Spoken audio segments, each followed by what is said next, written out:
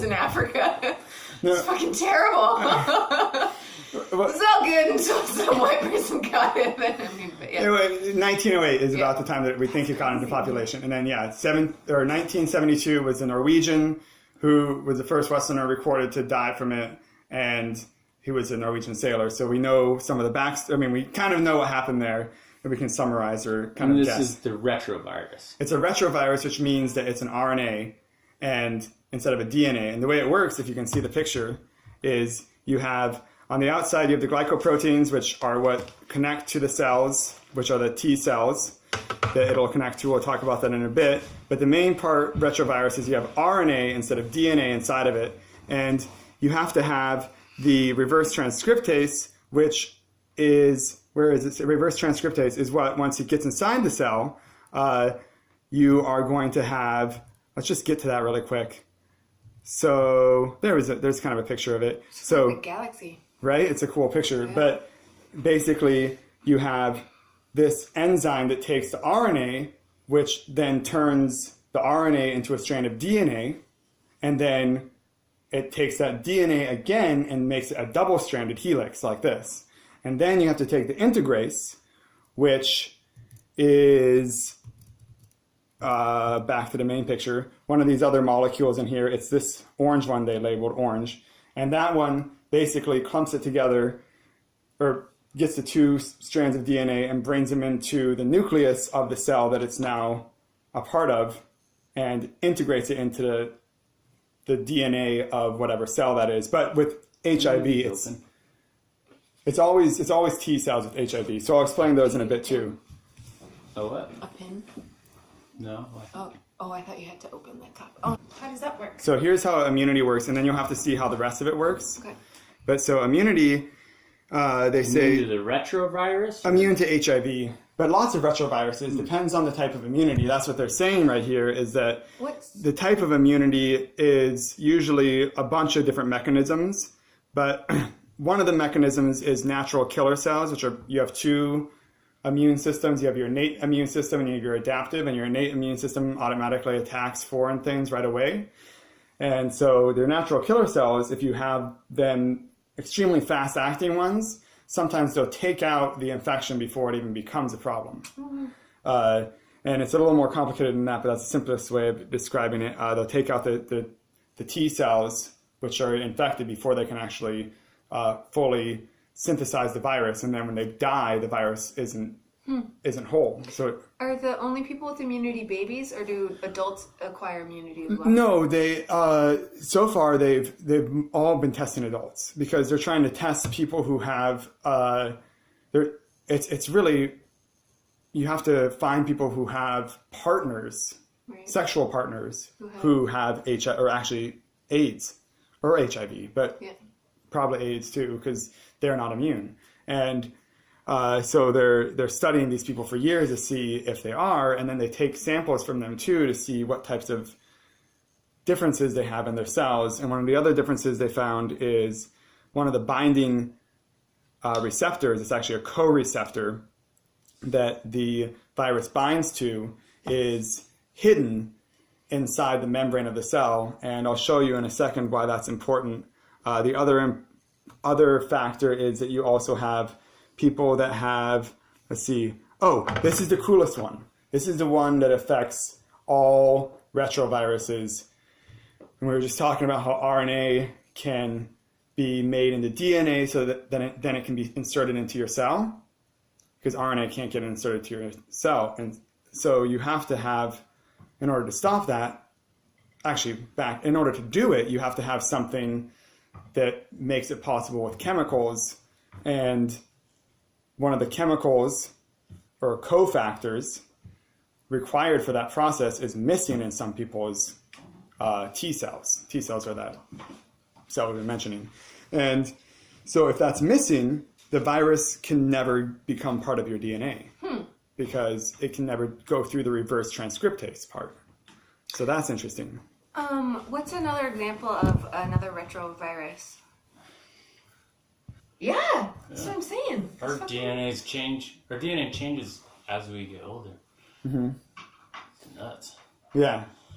Well, I'll Oh shoot, I forgot to answer. To an extent. Yeah, I didn't answer the retrovirus thing, but It's okay. anyway, the change, the mutation is very common with retroviruses. And then when you're talking about virulence, that is a very important factor they found out with HIV, that if you give one type of medication, it can develop an immunity to it, and then the immune version of it will become more dominant in your system. And then if you stop taking the medication, it dies off. And one of the reasons for that is because it takes more energy to have those molecules and parts that make you immune to something. Okay. And so then the one that has less immunity needs less energy or less production power, and it becomes more dominant. So that's why they use multiple different drugs at a time, because you're trying to keep the immune version of the virus developing. However, it mutates every single day.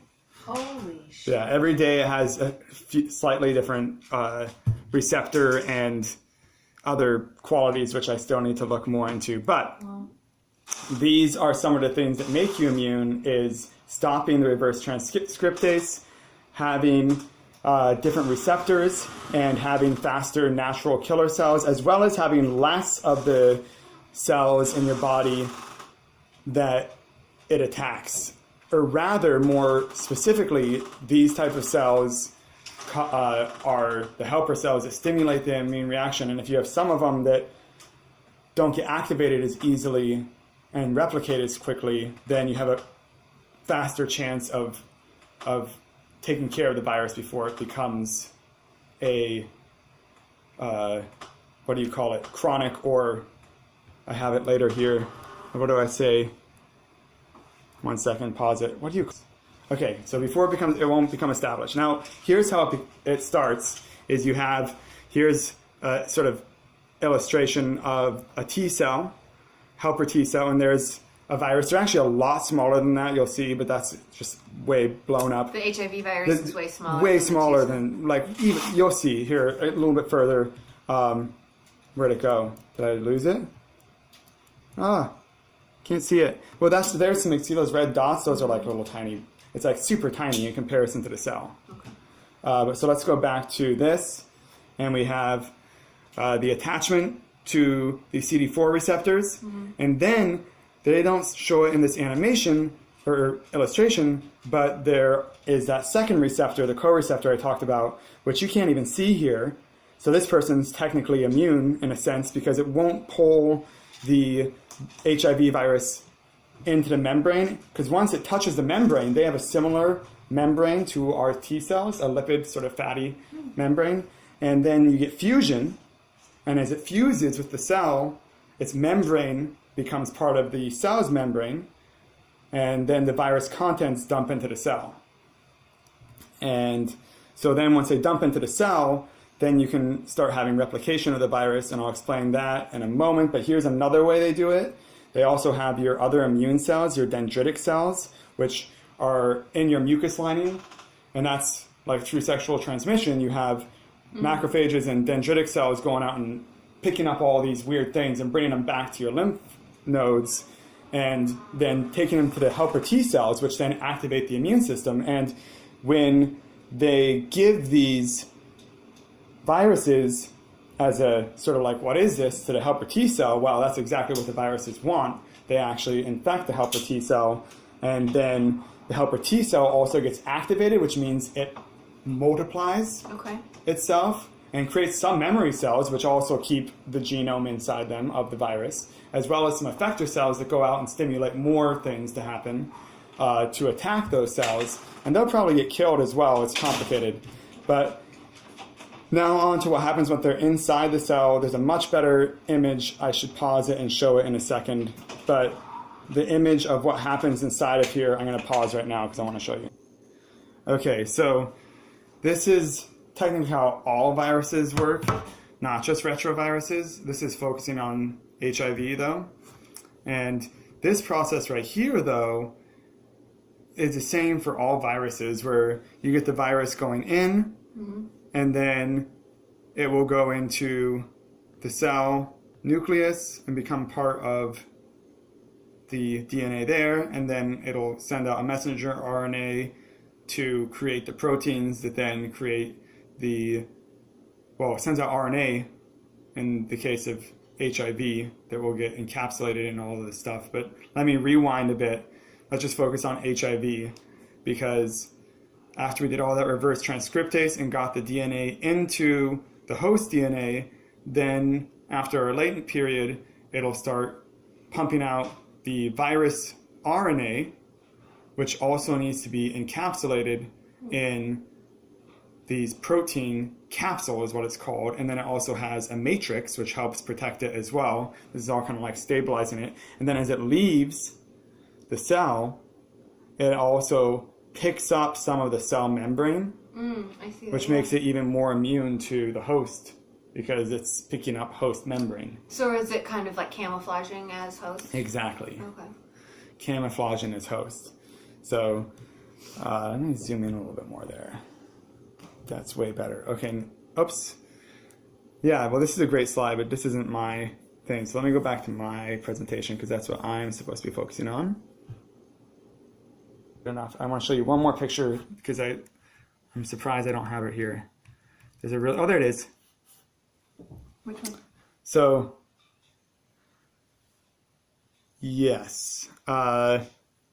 The last little bit is, that's how small they are on the cell. That's a picture of it. See those blue dots or purple dots? It's super tiny. Yeah.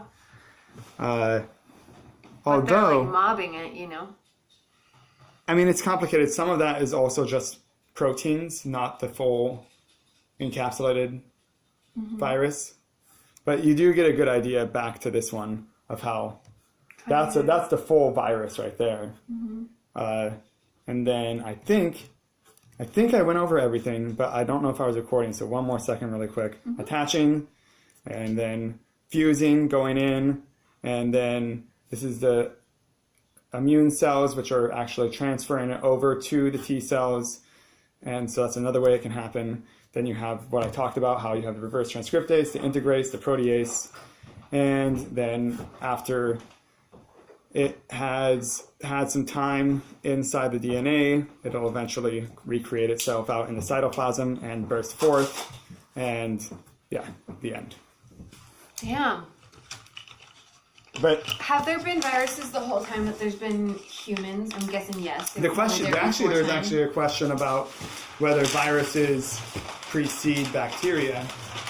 I mean, they're way back. I mean, they're simpler than bacteria. Because bacteria are essentially little beasties, right? Kind of like little, I don't know how to